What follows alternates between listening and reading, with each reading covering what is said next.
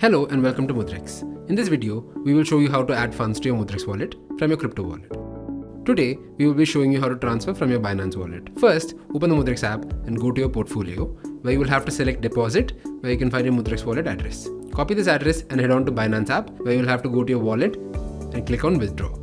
Now, select USDT. On the pop-up that comes up, select Send via Crypto Network. On the next page, paste the address copied from the Mudrex app, choose BNB Smart Chain as your network, enter the amount you wish to transfer, and click on Withdraw.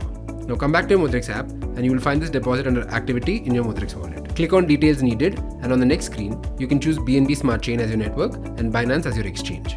Next, if you are transferring from a wallet you own, choose Yes and Proceed. If not, you will have to provide the wallet owner's name and address. Select the purpose of transferring and click on Save and Verify Deposit. In less than 15 minutes, your transaction will be reflected in your Mudrex wallet and you can keep investing on Mudrex. If you have any other questions regarding how to add funds to your Mudrex wallet from your crypto wallet, don't hesitate to reach out to our customer support at help@mudrex.com. Happy investing!